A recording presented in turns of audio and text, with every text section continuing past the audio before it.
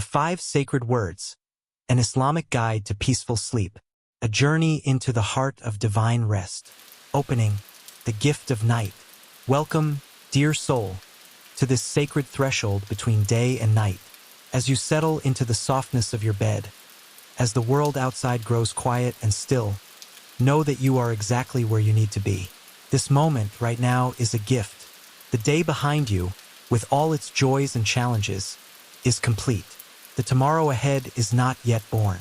Between them lies this precious now, a space of pure possibility, a doorway into the deepest peace. For centuries, those who have walked the path of the heart have understood something beautiful. The moments before sleep hold extraordinary power. The words we speak, the thoughts we hold, the intentions we set as consciousness softens, these become seeds planted in the garden of our soul. While our body rests, these seeds take root. They grow in the darkness, nourished by something far wiser than our waking mind. Tonight, you will discover 5 sacred phrases, 5 keys that unlock the chambers of divine peace within your heart. These are not magic formulas or mechanical recitations. They are doorways, invitations, gentle reminders of truths your soul already knows but may have temporarily forgotten. You don't need to be particularly spiritual. You don't need perfect faith or flawless practice. You simply need to be here, now, with an open heart and a willingness to receive what has always been yours. The peace that comes from remembering who holds you, who created you, who has never left your side for even a single breath. Let your body begin to release the day. Feel the weight of your shoulders settling deeper into the mattress. Notice how your breathing naturally slows as we enter this sacred space together. The muscles in your face soften. Your jaw unclenches. Your hands, which have been holding and doing and managing all day, finally open and rest. This is not just any sleep you're preparing for. This is conscious rest, sacred surrender. This is sleep as an act of trust, as a return to the source, as a remembering of the truth that you are held, always in hands infinitely more capable than your own. The power of words before sleep. There is a reason why the Prophet, peace and blessings be upon him, taught us specific words to say before closing our eyes. He understood what modern science is only beginning to discover, that the state between waking and sleeping is a threshold state, a liminal space where the veils between the conscious and subconscious grow thin. In this tender moment, your heart is especially receptive. The defenses of the busy mind begin to dissolve. The walls we build during the day, walls of worry, of control, of endless planning, start to soften. What you plant in your consciousness in these moments doesn't just affect your sleep. It affects who you become when you wake. Think of your mind as rich soil. Throughout the day, all kinds of seeds fall into it. Seeds of worry from the news, seeds of comparison from social media, seeds of stress from work, seeds of old pain from unhealed wounds. If you fall asleep without conscious intention, these random seeds grow wild in the garden of your night. They become the dreams that disturb you, the tensions that keep your body from fully resting, the anxieties that greet you when morning comes. But when you consciously choose what to plant before sleep, when you speak words of truth, of trust, of surrender, of peace, everything changes. You are not leaving your inner garden to chance. You are tending it with wisdom. You are choosing what will grow in the rich darkness of your rest. The 5 phrases we will explore tonight are drawn from the deep well of Islamic wisdom, but they speak to the universal human need for peace. They are based on eternal truths that transcend culture and time, that we are held by something greater than ourselves, that surrender is strength, that trust is the foundation of peace, that gratitude opens the heart, that remembrance heals what forgetfulness has wounded. As we move through each phrase, allow yourself to feel it rather than just thinking about it. Let the words sink beneath the surface of your mind, down into the quiet depths of your heart. Don't rush. There is nowhere to go, nothing to achieve. You are simply coming home to yourself, to the peace that is your natural state, to the trust that is your birthright as a creation of the most merciful. The first sacred line, I place my trust in the most loving. Tawakkul, the art of divine reliance. As your body settles deeper into rest, we come to the first of the 5 sacred phrases, the foundation upon which all true peace is built. I place my trust in the most loving, or in the language of the heart, Tawakkaltu ala Allah. These words are not merely a statement. They are a doorway, an opening, a choice to step out of the exhausting illusion that you must control everything and into the liberating truth that you are held, guided, and cared for by a love that never sleeps, never forgets, never abandons. Let's sit with this truth together. The burden we carry. Throughout the day, most of us carry an invisible backpack filled with responsibilities, worries, plans, and concerns. We wake up and immediately strap it on. We carry it through breakfast, through work, through conversations, through traffic. By the time night arrives, our shoulders ache from the weight of it all. What are you carrying right now? Perhaps it's worry about a situation at work. Maybe it's concern for someone you love. It could be anxiety about money, about health, about a decision you need to make. Perhaps it's the accumulated weight of 1,000 small concerns. Did I handle that conversation correctly? What will tomorrow bring?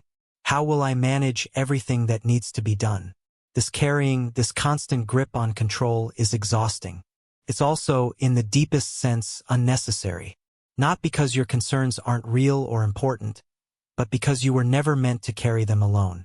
The ancient wisdom of letting go. There's a story that illuminates this truth beautifully. It's said that a man once came to a wise teacher, his face creased with worry, his shoulders bent under invisible weight. He poured out his concerns. His business was struggling, his family was in conflict, his health was failing. The list went on and on. The teacher listened with compassion, then asked the man to follow him. They walked to a nearby well. The teacher drew up a bucket of water and handed it to the man. "Hold this," he said, then continued talking about other things, the weather, the birds, the trees. Minutes passed, then more minutes. The man's arms began to shake. The bucket grew heavier and heavier. His muscles screamed in protest. Finally, he gasped, "Teacher, I can't hold this anymore." "Then put it down," the teacher said simply. "But you told me to hold it." "Yes, and now I'm telling you that you can put it down. Your worries are like this bucket. They feel unbearable not because of their actual weight, but because you're holding them constantly. Put them down. Trust that when you need to pick them up, when there's actually something you can do, you'll have the strength. But for now, especially as night comes, put them down." What tawakkul really means. The Arabic word tawakkul is often translated as trust or reliance, but it carries a richness that translation can barely capture. It comes from a root that suggests leaning on something, depending on it, finding rest in its support. When you practice tawakkul, you're not becoming passive or irresponsible. You're not throwing your hands up and saying nothing matters. Instead, you're making a profound shift in your center of gravity. You're moving from the exhausting belief that everything depends on you alone to the liberating recognition that you are part of a much larger wisdom, a much greater care. The Quran reminds us of this truth again and again. And whoever places their trust in Allah, He is sufficient for them. 65:3. Sufficient. Enough. Complete. You don't need to figure everything out. You don't need to control every outcome. You need to do your part, yes, always do your part, but then release the results into hands far more capable than your own. How this feels in your body. As you lie here now, place one hand over your heart. Feel its steady, reliable beating. This heart has beaten billions of times since you were formed in your mother's womb. You've never had to remind it to beat, never had to manage its rhythm, never had to worry about whether it would remember to keep going. This is tawakkul at the cellular level. Your body already knows how to trust. Your heart beats without your conscious control. Your lungs breathe. Your blood flows. Your cells repair and regenerate. All of this happens through a wisdom infinitely greater than your conscious mind. What if you could bring this same quality of trust to your entire life? What if, just as you trust your heart to beat without micromanaging it, you could trust that your life, too, is held by a wisdom that sees what you cannot see, knows what you cannot know, and loves you with a love you can barely imagine. The Prophet's peace at night. The Prophet Muhammad, peace and blessings be upon him, lived a life of profound responsibility. He was a leader, a teacher, a father, a husband, a community guide. The weight of establishing justice, caring for the vulnerable, navigating conflicts, and conveying divine guidance rested on his shoulders. Yet those who knew him spoke of his extraordinary peace, especially at night. Before sleep, he would speak words of surrender and trust. He understood that the night was not a time for planning and problem-solving. It was a time to return everything to its source. He would say words that meant, "In your name, my Lord, I lie down, and in your name I rise. If you take my soul, have mercy on it, and if you send it back, protect it."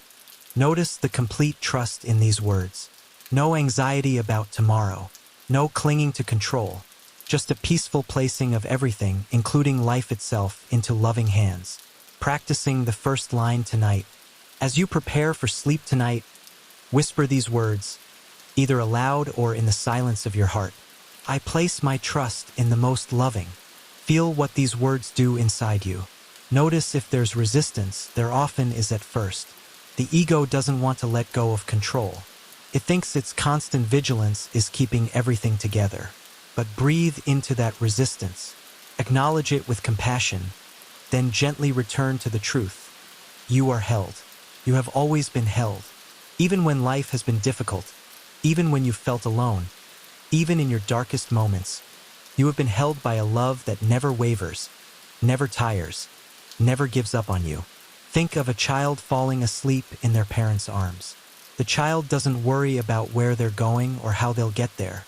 They simply relax completely, trusting that they are safe. This is the quality of trust you're cultivating. As you speak this line, imagine releasing each worry, each plan, each concern into vast, loving hands. See yourself placing down the backpack you've been carrying. Feel your shoulders drop, your jaw unclench, your entire body soften. You have done what you could do today. You have tried your best. Now it's time to trust that the same wisdom that has brought you this far will continue to guide you.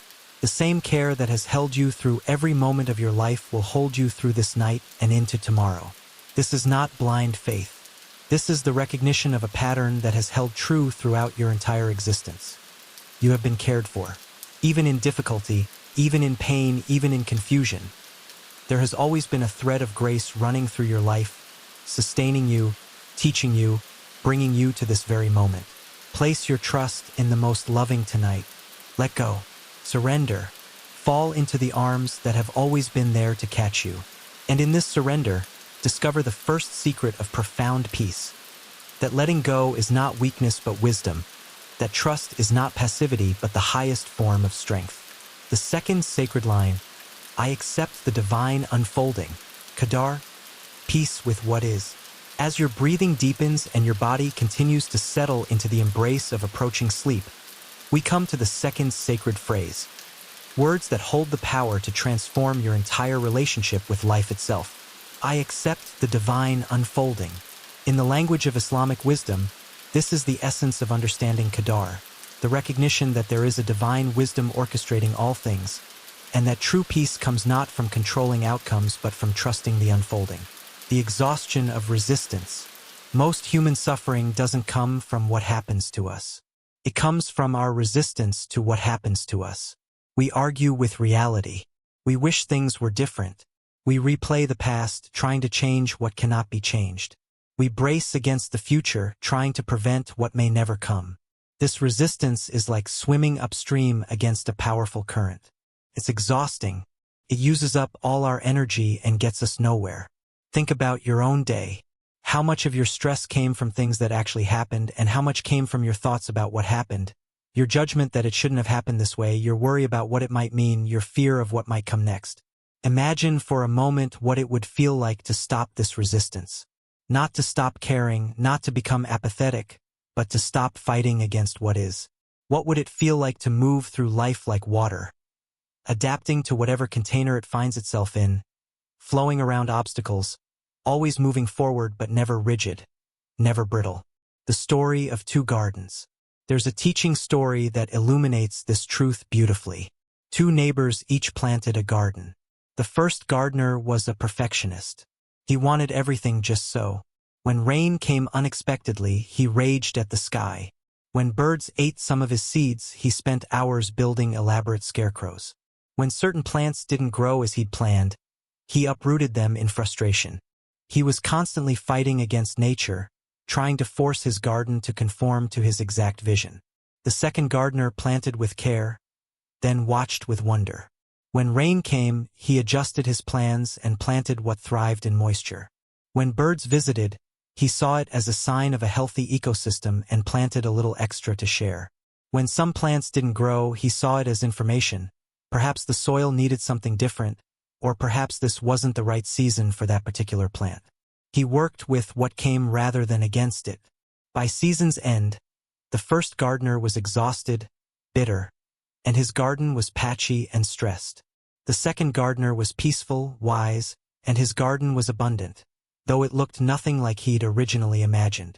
It was something far more beautiful, a co-creation with forces wiser than his planning mind. Your life is like this garden. You can plant seeds. Yes, you should plant seeds, make plans, take action. But the rain will come when it comes. The seasons will change according to rhythms you don't control.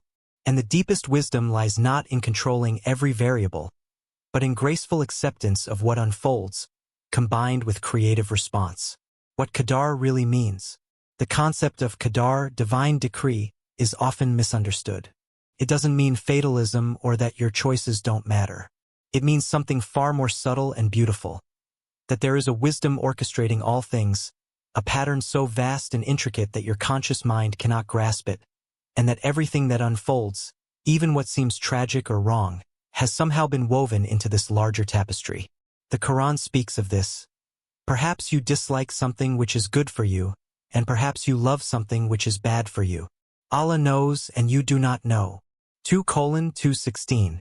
This isn't asking you to pretend that difficult things are good.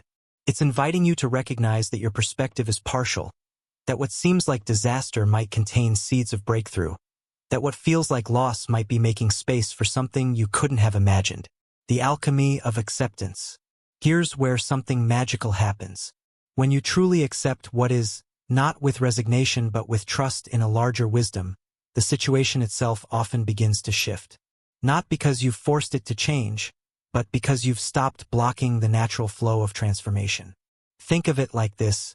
When you clench your fist tightly around something, trying to control it, you actually prevent the natural process of change and growth. But when you hold life with an open palm, still holding, still caring, but not grasping, movement becomes possible again. This acceptance doesn't mean you stop taking action. Sometimes acceptance means accepting that it's time to make a change, to set a boundary, to take a stand. But the action comes from a place of clarity and peace rather than from resistance and fear. How this feels right now. As you lie here, bring to mind something from today that felt difficult. Maybe a conversation didn't go as you hoped. Perhaps you made a mistake. Maybe you received disappointing news or faced an unexpected challenge. Instead of replaying it, analyzing it, wishing it had been different, try something radical. Accept that it happened exactly as it needed to happen. Not because it was perfect or because you're giving up on making things better tomorrow, but because it did happen, and resistance to what has already occurred only creates suffering. Feel what shifts in your body when you move from resistance to acceptance. Notice if your jaw softens, if your breathing deepens, if something in your chest unclenches. This is the gift of the second sacred line. It releases the exhausting battle with reality and opens you to the peace that comes from trusting a wisdom greater than your own. The Prophet's example. The Prophet Muhammad, peace and blessings be upon him, faced extraordinary challenges in his life. He lost loved ones. He faced rejection, persecution, exile. Plans didn't work out. People disappointed him. Yet those who knew him spoke of his remarkable ability to face difficulties with both strength and surrender. He took action when action was needed. He planned, strategized, and worked tirelessly for justice and truth. But he also accepted outcomes with grace. When things didn't unfold as hoped, he would say, Qadar wa ma sha'a fa'al. Allah has decreed, and what he wills, he does. Not with bitterness, but with trust. This wasn't weakness. This was wisdom. He understood that acceptance of what is doesn't block you from working toward what could be. It actually empowers you to act more effectively because your actions come from centeredness rather than desperation. Practicing the second line. Tonight, as you prepare for sleep, whisper these words: I accept the divine unfolding. Let this acceptance wash over the day you've just lived. Everything that happened, the smooth and the rough, the pleasant and the challenging. Accept it all as part of your journey. Then extend this acceptance to tomorrow. Whatever it brings, you will meet it. You don't need to control or predict it. You simply need to trust that the same wisdom that has guided you this far continues to guide you. And finally, extend this acceptance to yourself. You are exactly where you need to be on your path. You don't need to be further along, more advanced, more spiritual, more anything. You are enough right now exactly as you are. This acceptance is not giving up. It's letting go of the exhausting war with reality so that your energy can be used for something far more beautiful. Living fully, loving deeply, and trusting completely. As this acceptance settles into your being, notice how your body responds. The muscles that have been braced against unwanted realities begin to soften. The mind that has been fighting and strategizing begins to quiet. The heart that has been protecting itself begins to open. You are held within a divine unfolding that is far more wise, far more loving, far more beautiful than anything your limited perspective can imagine. Trust it, accept it, rest in it. This is the second key to profound peace. The recognition that arguing with reality is optional, that acceptance is available, and that in this acceptance, paradoxically, transformation becomes possible. The third sacred line: I release what I cannot hold. Letting go, the sacred art of surrender. As the night deepens around you and your consciousness continues its gentle descent towards sleep, we arrive at the third sacred phrase, words that carry the power of liberation. I release what I cannot hold. This line speaks to something we all struggle with: the human tendency to grasp, to cling, to hold tightly to people, outcomes, identities, and control. Tonight, you're learning the ancient art of opening your hands, of letting go, of trusting that what is meant for you will never require a death grip to stay, and what is not meant for you cannot be held no matter how tightly you grasp. The nature of grasping. Close your eyes for a moment and imagine you're holding something precious in your hands. Perhaps a handful of sand, or water, or flower petals. Now imagine trying to hold it by clenching your fist tightly. What happens? The sand slips through your fingers. The water escapes. The petals are crushed. But when you hold the same precious thing with an open palm, relaxed and trusting, it rests in your hand naturally. You can appreciate its beauty. You can enjoy its presence. And paradoxically, by not grasping, you actually preserve it longer and experience it more fully. This is how life works. What we grasp slips away or becomes damaged by our grasping. What we hold lightly, with appreciation but without desperation, remains whole. What are you holding? As you lie here in the comfort of your bed, take an honest inventory. What are you holding on to right now that is creating tension in your being? Perhaps it's the need to have things turn out a certain way. Maybe it's an old hurt, a grudge, a resentment that feels too precious to release. It could be worry about someone you love, as if your worry is somehow protecting them. Maybe it's control over situations at work, or anxiety about your health, or fear about the future. Perhaps you're holding onto an image of who you should be by now, and you're exhausted from trying to force yourself into that mold. Maybe you're grasping at a relationship that wants to change form, desperately trying to keep it as it was. Or you could be clinging to certainty in a season that is asking you to trust the unknown. The invitation tonight is not to judge yourself for this grasping. It's human. It's natural. We grasp because we care, because we're afraid, because we've learned that we must control or things will fall apart. But what if that belief itself is what's causing the falling apart? What if your grasping is actually preventing the natural flow that would carry you forward? The story of the monkey trap. There's an old story about how hunters would catch monkeys in certain parts of the world. They would cut a small hole in a coconut, just large enough for a monkey's open hand to fit through. Then they'd hollow out the coconut and place something sweet inside, a piece of fruit or some nuts. The monkey would reach into the hole and grab the treat. But with its fist clenched around the food, it couldn't pull its hand back out. The monkey was trapped. Not by the coconut, not by the hunters, but by its own refusal to let go. The hunters could walk right up to the monkey, who would scream and struggle, but would not release the food. All the monkey had to do was open its hand. But it couldn't. The grasping was too strong. We are often like this monkey. We hold on to things, ideas, outcomes, control, identities, and they trap us. And the solution is always the same. Open your hand. Let go. The cost of holding on is far greater than the temporary loss of letting go. The wisdom of water. One of the most frequent symbols in spiritual wisdom is water. The Quran speaks of how water brings life to dead earth, how it purifies, how it's a sign for those who reflect. But water teaches us something else too. The power of letting go. Water never clings. It flows. When it encounters a rock, it doesn't say, "This shouldn't be here." It simply flows around it. When the land slopes, it follows. When it's time to become vapor and rise into the sky, it doesn't resist. It transforms. Your soul wants to be like water. It wants to flow, to adapt, to transform. But your ego keeps clenching, keeps trying to control the river's path, keeps insisting things should be different than they are. What letting go really means. It's important to understand that letting go doesn't mean not caring. You can care deeply about someone and still release your need to control their choices. You can work hard toward a goal and still release your attachment to a specific outcome. You can love your life and still hold it loosely enough that you're open to a changing form. Letting go means releasing 3 toxic patterns. First, releasing the illusion of control. You never had as much control as you thought you did. The universe is far too vast, far too complex, far too interconnected for your individual will to control outcomes. You can influence, you can contribute, you can plant seeds, but you cannot control the sun, the rain, the seasons, or 1,000 other factors that determine what grows.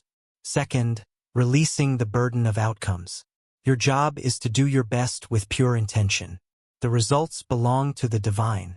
When you release the burden of outcomes, you're free to act with integrity, with love, with courage, without being paralyzed by fear of failure or grasping at success. Third, releasing old stories that no longer serve you. Who you were 5 years ago, even yesterday, doesn't have to dictate who you are now.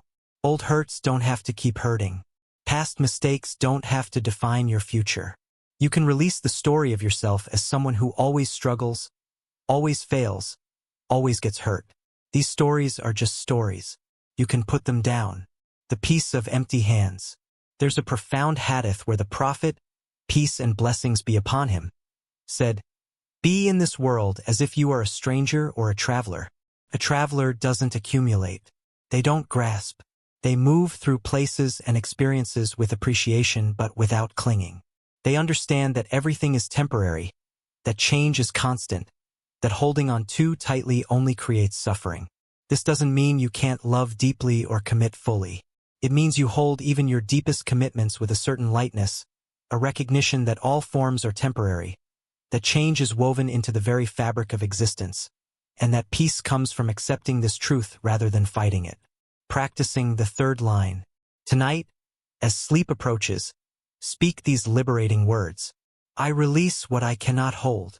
As you say this, imagine your hands, which have been clenched all day around so many things, slowly opening. You're not losing anything precious.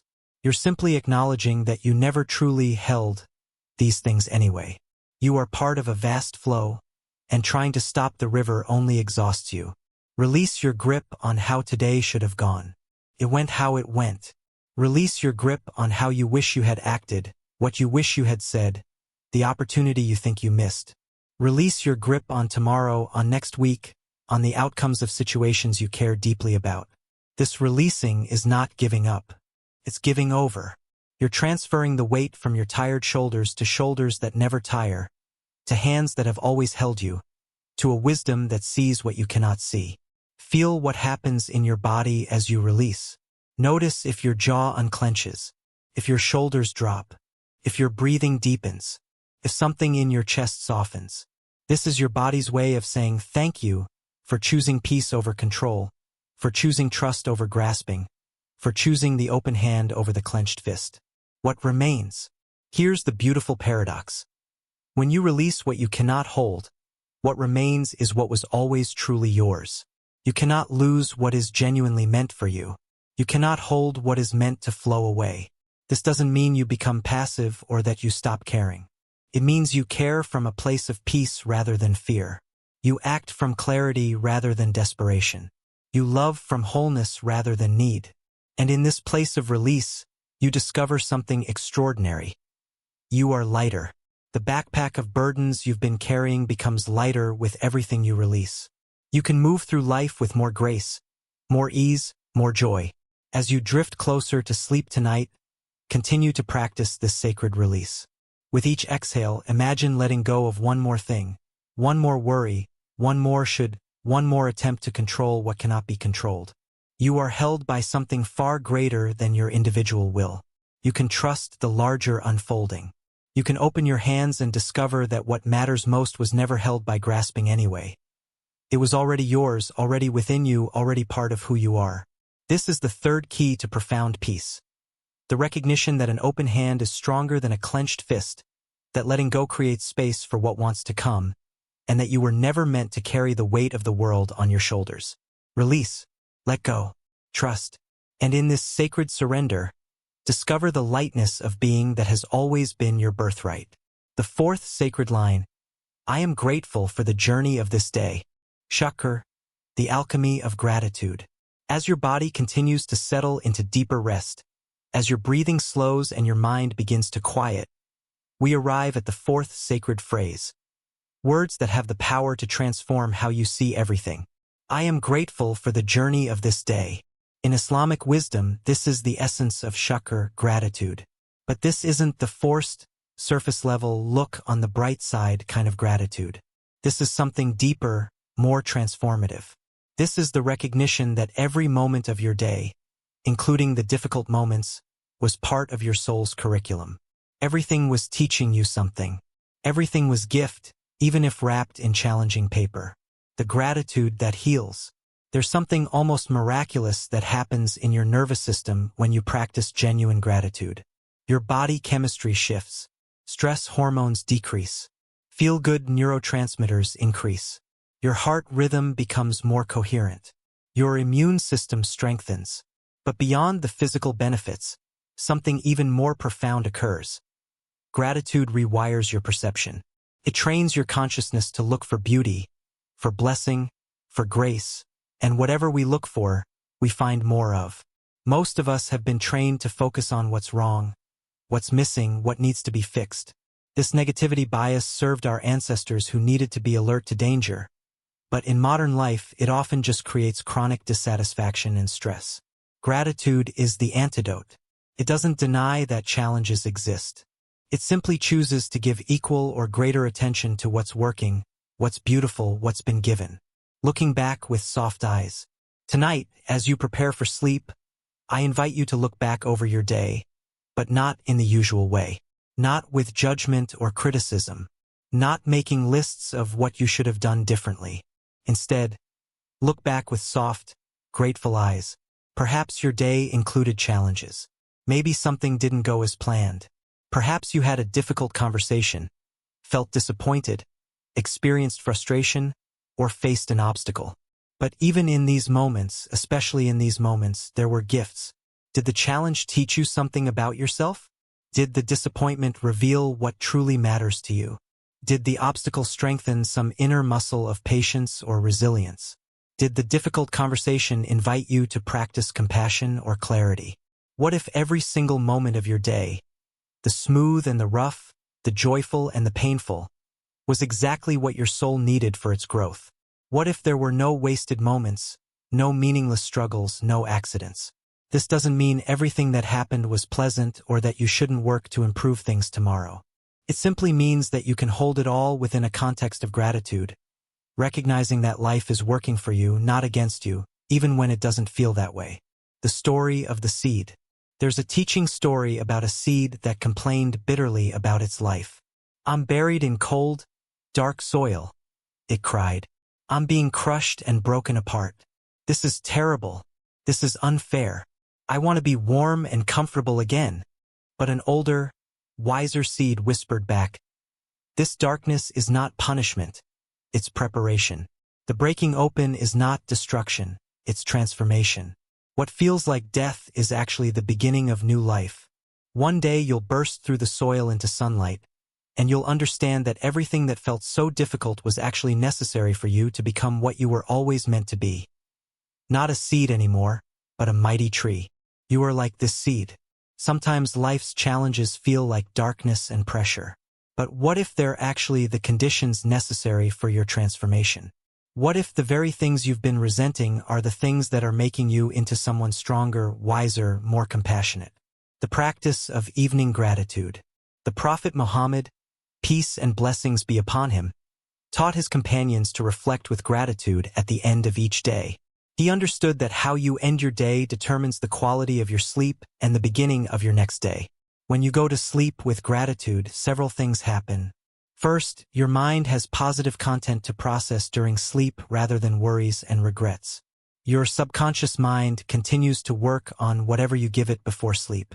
Give it gratitude, and it will deepen that gratitude while you rest.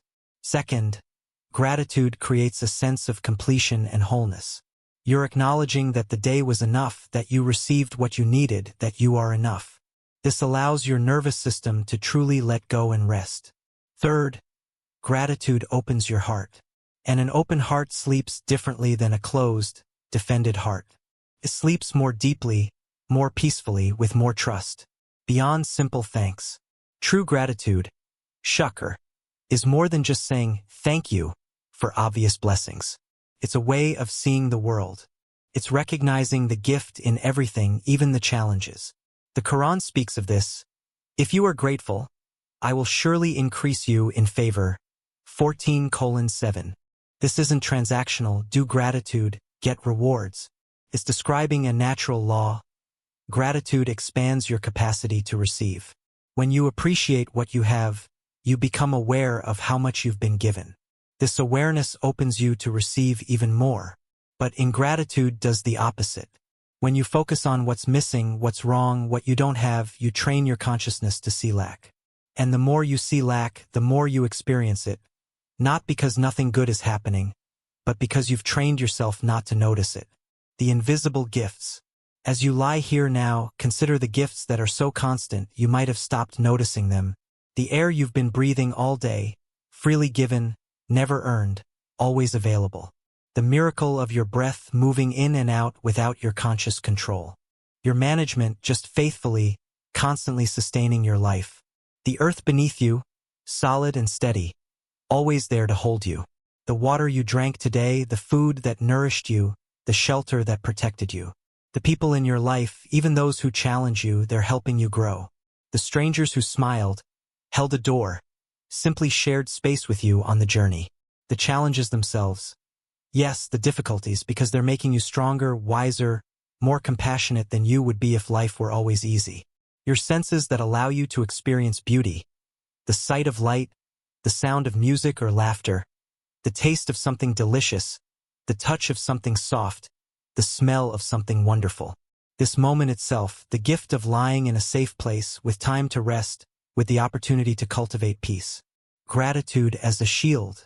One of the wisest teachings in Islam is that gratitude protects you from many forms of suffering.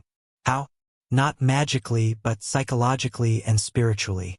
When you're genuinely grateful, you can't simultaneously be entitled, bitter, or resentful. Gratitude and these toxic emotions cannot coexist in the same moment.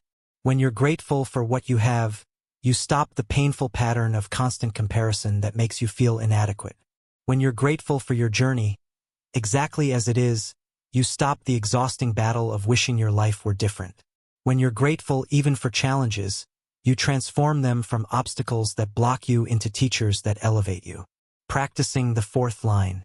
Tonight, as you prepare for sleep, speak these words with your whole heart. I am grateful for the journey of this day. Don't make a mental list of things you're grateful for. That's fine to do sometimes, but tonight just feel the gratitude itself. Let it wash over you like warm water. Let it soften your heart. Let it remind you that despite everything, perhaps because of everything, your life is a gift. Breathe into this gratitude. Let it fill your chest, warm your belly, soften your face. Let it become bigger than any particular thing you're grateful for.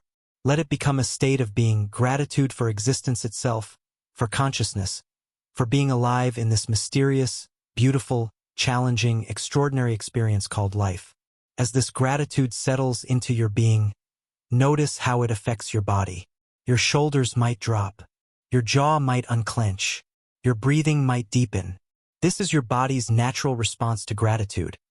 It relaxes because gratitude signals safety, sufficiency, wholeness. The gratitude that embraces all. The deepest form of gratitude isn't just for what feels good. It's for everything. It's the recognition that your soul chose this life, these challenges, these lessons. It's the trust that even what you don't understand yet serves your highest good. This doesn't mean you're grateful that bad things happen or that you shouldn't work to prevent suffering. It means you can be grateful for your strength in facing challenges, grateful for what you learn in difficulty, grateful even for the depth that pain can bring to your appreciation of joy. A soul that's never been tested doesn't know its own strength. A heart that's never been broken doesn't know its own capacity to heal. A person who's never faced darkness doesn't fully appreciate light. You are who you are today because of everything you've experienced. Not just the easy, beautiful moments, but the difficult ones too. Can you be grateful for the whole journey? Can you trust that every twist and turn was leading you exactly where you need to be? As you drift closer to sleep, let this gratitude be the last conscious feeling you hold. Let it be the seed planted in the fertile darkness of your rest. Let it grow through the night, so that when you wake tomorrow, you wake with a heart already open, already appreciating, already seeing the world through grateful eyes. This is the fourth key to profound peace. The recognition that gratitude transforms everything, that what you appreciate appreciates, and that choosing to see the gift in every moment is choosing to live in a state of grace. Thank you, Divine Presence, for this day. Thank you for the easy and the hard. Thank you for the lessons and the blessings. Thank you for holding me through it all. Thank you for this moment of rest, this opportunity to release the day and welcome the peace of night. In gratitude, we find completeness. In appreciation, we find peace. In Shukr, we find our way home to the heart. The fifth sacred line, my heart finds rest in divine remembrance. Dhikr, the peace of returning. As you sink deeper into the soft embrace of approaching sleep, as the world outside fades and the inner world becomes vast and quiet, we arrive at the final sacred phrase. The words that bring all the others into perfect completion. My heart finds rest in divine remembrance. This is the essence of Dhikr, remembrance. The Quran tells us, truly, in the remembrance of Allah do hearts find rest. 13:28. This isn't intellectual memory. This is the deepest kind of remembering, the soul recalling its source, the drop remembering it was always part of the ocean, the spark remembering it came from the eternal fire. What we forgot. Before you were born into this body, before you had a name or a story or a single worry, you knew something. You knew peace. You knew your true nature. You knew you were held, loved, never alone, never separate from the love that created you. Then you were born into this world of forms, of separateness, of time and space and individual identity. And slowly, gradually, you forgot. You forgot the truth of who you are. You forgot the peace that is your birthright. You forgot that you are never separate from the divine presence that sustains your every breath. This forgetting is called ghafla in Arabic, heedlessness. It's the root of all anxiety, all fear, all sense of isolation.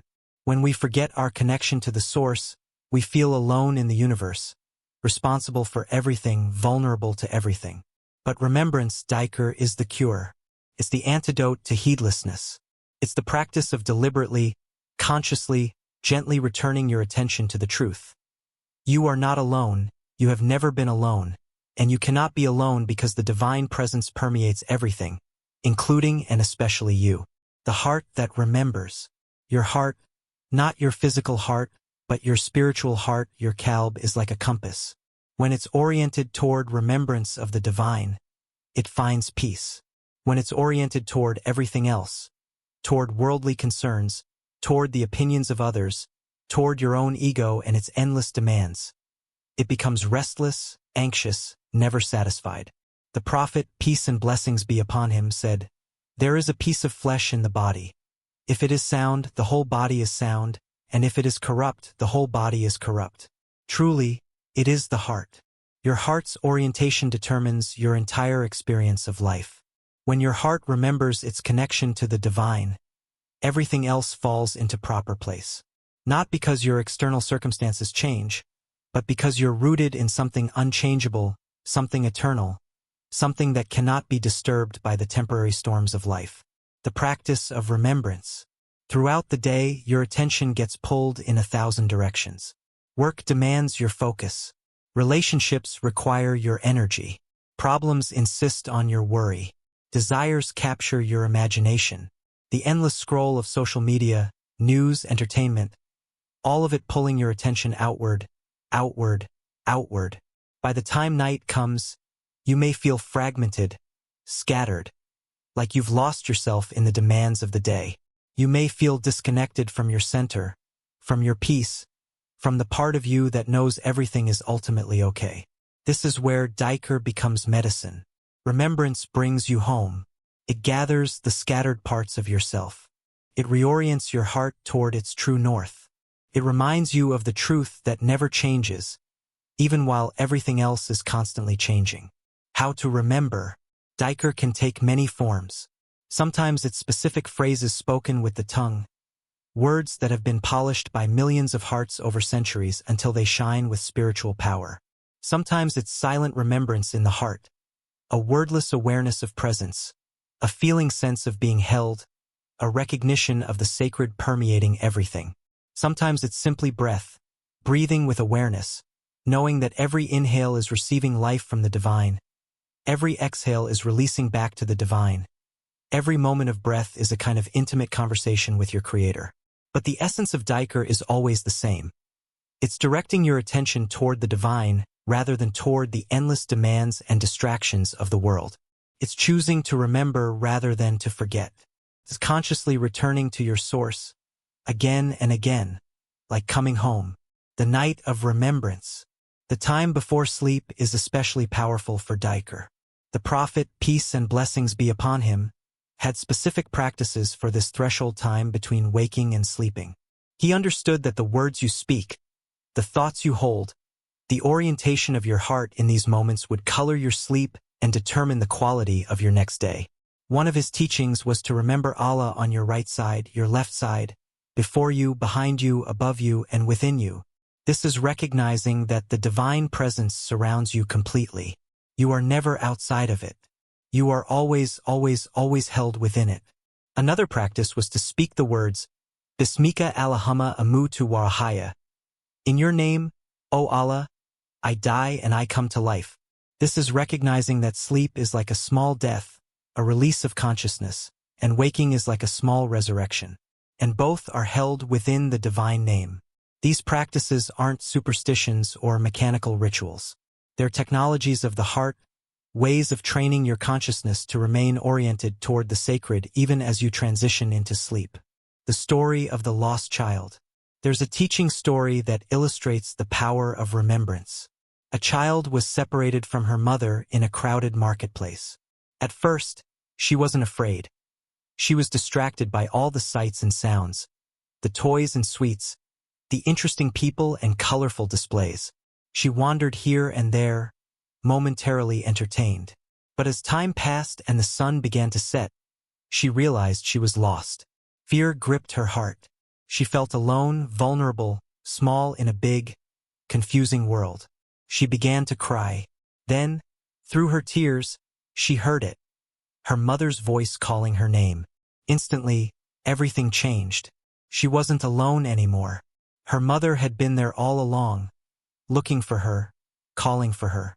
All she had to do was stop being distracted, listen, and follow the voice home. You are like this child. The distractions of life pull your attention away from your source. You wander in the marketplace of the world, momentarily entertained but ultimately feeling lost, alone, vulnerable. But when you practice remembrance, when you stop and listen, you hear it, the divine calling your name, calling you home. And you remember you were never actually lost. You were never actually alone. Your source has been seeking you even more than you've been seeking it. The peace that passes understanding. When your heart is oriented toward divine remembrance, a particular quality of peace arises. It's not the peace of having everything figured out or everything going your way. It's not dependent on external circumstances at all. It's the peace of knowing you're held. The peace of trusting in a wisdom far greater than your own. The peace of recognizing that your life is unfolding according to a plan more beautiful than anything you could design yourself. This is the peace that the Quran describes, those who believe and whose hearts find rest in the remembrance of Allah. Truly, in the remembrance of Allah do hearts find rest. Notice it says hearts find rest, not minds. Your mind might still have questions. Your ego might still have preferences. But underneath all of that, your heart, your essential being, can rest, can relax its vigilance, can release its need to control. It can simply be held in the remembrance of the one who never sleeps, never forgets, never lets go. Practicing the fifth line. Tonight, as you prepare to release consciousness and slip into sleep, speak these final sacred words. My heart finds rest in divine remembrance. As you say this, place your hand over your physical heart. Feel its faithful beating. This heart has been your companion your entire life, never stopping, never asking for anything, just loving you enough to keep you alive moment after moment. Beneath your physical heart is your spiritual heart, your kalb. This is the part of you that knows, the part that remembers, the part that never really forgot, even when your mind was confused or your emotions were turbulent. Speak to this heart. Tell it, you can rest now. You don't have to figure anything out tonight. You don't have to protect or defend or manage anything. You can simply rest in remembrance of the one who holds everything, including you. Then bring to mind, not in a forced way but gently, like remembering someone you love. Bring to mind the presence that permeates all existence. You don't have to see it or comprehend it. Just acknowledge it. The way you might acknowledge a loving parent holding you while you fall asleep. You might say the name Allah, or any of the beautiful names. Ar-Rahman, the most merciful. As-Salam, the peace. Al-Wadud, the most loving. Let the name resonate in your heart like a tuning fork, bringing you into alignment with that quality. Or you might simply rest in wordless awareness, an inner feeling of I am not alone. I am held. I am loved. I am safe. I am home. The night as sacred space. In Islamic spirituality, the night, especially the last third of the night, is considered a particularly blessed time for remembrance. It's said that the divine asks, is there anyone seeking forgiveness? Is there anyone asking for provision? Is there anyone in need? As you prepare for sleep, you're entering this sacred time. The world is quiet. The distractions are minimal. The veils between the seen and unseen are thin. This is the time when your heart can most easily attune itself to divine presence. You don't have to stay awake all night in remembrance. That's not what's being asked. But you can fall asleep in remembrance. You can let remembrance be the bridge between waking and sleeping, the last conscious thought you hold, the orientation of your heart as consciousness dissolves into rest. The circle complete. Notice how this fifth line completes the circle of all 5 sacred phrases. You placed your trust in the most loving, and now you remember that you're always held in that love. You accepted the divine unfolding, and now you rest in the remembrance that this unfolding is guided by infinite wisdom. You released what you cannot hold, and now you remember that you never had to hold everything yourself. You were always held. You expressed gratitude for the day's journey, and now you remember that every moment was a gift from the one who never stops giving. And now, in remembrance, your heart finds its home. All the practices have been leading you here, to this recognition. You are not separate from the divine. You have never been separate. Your very existence is a form of remembrance. Your breath, your heartbeat, your consciousness itself is the divine remembering itself through you. As you sleep, as you drift into sleep now, let remembrance be your companion. Like a gentle hand holding yours in the dark, like a loving presence sitting beside your bed, let the awareness of divine presence accompany you into the mystery of sleep. Your mind will quiet. Your thoughts will dissolve. Your sense of individual self will fade. But the remembrance can remain, not as a thought but as a quality of consciousness, an underlying awareness that even in the deepest sleep you are held. This is why they call sleep the little death. Because in sleep you practice letting go of everything, including your sense of separate self. But if you fall asleep in remembrance, you learn that even in this letting go, you don't disappear. You return to the ocean. You come home to the source. You rest in the one who never sleeps. The promise of rest. The Quran contains a beautiful promise, that those who remember Allah abundantly will find peace in their hearts. This isn't a reward that comes later. It's a natural consequence, like how turning toward the sun naturally brings warmth to your face. When you remember, when you orient your heart toward the divine, peace is the inevitable result. Not because everything in your life is perfect, but because you're rooted in something that cannot be disturbed. You're connected to something that cannot be lost. You're held by something that will never let you go. As you practice this fifth sacred line tonight and every night, you're not just preparing for good sleep. You're training your consciousness in the most important skill of all, the ability to remain connected to your source regardless of what's happening around you. The ability to find peace not because of external circumstances but despite them. The ability to rest in remembrance no matter what storms may be raging in the world. This is the ultimate key to profound peace. The recognition that your heart was made for divine remembrance, that in this remembrance it finds its rest, and that this rest is available every single moment, especially now, as you release this day and welcome the sacred darkness of night. Let your final conscious thought be this: I am remembered by the one who never forgets. I am held by the one who never lets go. My heart finds rest in divine remembrance. And in this remembrance, sleep peacefully, beloved soul. You are home. Closing the sacred practice of night. As we come to the end of our journey together tonight, as your consciousness hovers at the very edge of sleep, I want to leave you with one final reflection on what these 5 sacred lines truly are. They are not magic words. They are not mechanical formulas. They are invitations. They are doorways. They are gentle reminders of truths your soul already knows, but sometimes forgets in the busyness of daily life. The practice that changes everything. Some of you listening tonight may be skeptical. You may think, can words really change anything? Will saying these phrases actually make a difference? The answer is both yes and no. No, the words themselves don't have magical power. But yes, the practice of these words, the conscious orientation of your heart, the deliberate choosing of trust over fear, acceptance over resistance, release over grasping, gratitude over complaint, remembrance over heedlessness. This practice absolutely changes everything. Not all at once, not dramatically, but gradually, gently, the way water shapes stone, the way spring transforms winter, the way dawn dissolves the darkness. Building your night practice. For those who wish to make this a regular practice, here is how to begin. As you prepare for bed each night, give yourself just 5 minutes. This isn't much time.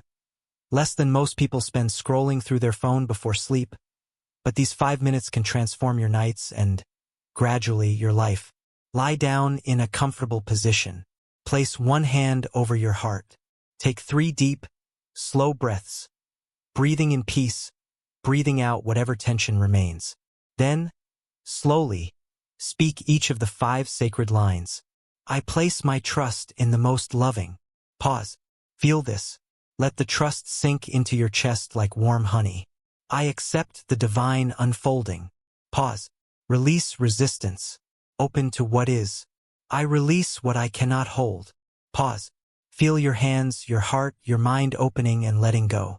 I am grateful for the journey of this day. Pause. Let gratitude fill you like light filling a room. My heart finds rest in divine remembrance. Pause. Rest in the awareness of presence. Feel yourself held. That's it. 5 lines, 5 truths, 5 keys to profound peace. When it feels difficult, some nights these words will flow easily. You'll feel their truth immediately. Your body will relax, your mind will quiet, and sleep will come like a gentle wave. Other nights it will feel harder. Your mind will argue. Your worries will feel too urgent to release. Trust will feel impossible. Gratitude will seem like a lie when the day was difficult. On these nights, speak the words anyway. Not with force, not with expectation, but with gentleness. Like you're teaching a frightened child, like you're training a nervous horse, like you're planting seeds in hard ground. Patient, kind, trusting that with repetition, the ground will soften. You don't have to feel the truth of the words for them to work. The practice itself creates the feeling gradually over time. You're rewiring neural pathways, retraining your consciousness, building new spiritual muscles. This takes time and gentle persistence. The ripple effect. As you practice these 5 sacred lines night after night, you'll begin to notice changes that extend far beyond your sleep. You'll find yourself trusting more during the day. When challenges arise, you'll remember, I place my trust in the most loving, and you'll meet the challenge with more peace. You'll accept difficulties more quickly. Instead of spending hours or days arguing with reality, you'll remember, I accept the divine unfolding, and you'll move more quickly from resistance to response. You'll let go more easily. When something isn't working, when someone disappoints you, when plans change unexpectedly, you'll remember, I release what I cannot hold, and you'll open your hands instead of clenching them. You'll notice blessings more readily. Your consciousness will be trained to see the good, to appreciate the gifts, to find the lesson in everything. I am grateful for the journey will become not just a nighttime practice but a way of seeing.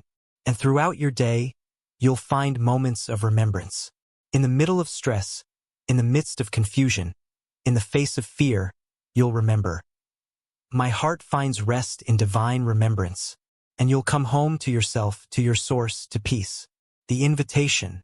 These 5 sacred lines are an invitation to live differently, to sleep differently, to meet life from a place of trust rather than fear, peace rather than anxiety, surrender rather than exhausting control.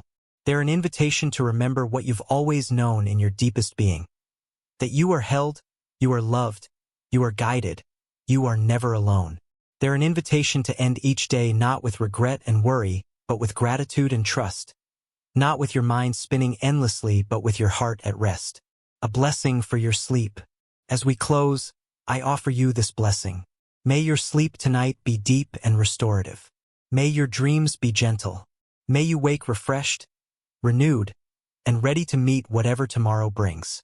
May you know, as you drift into sleep, that you are held by love itself, that every breath is a gift, that your life, exactly as it is unfolding perfectly according to a wisdom far greater than your own.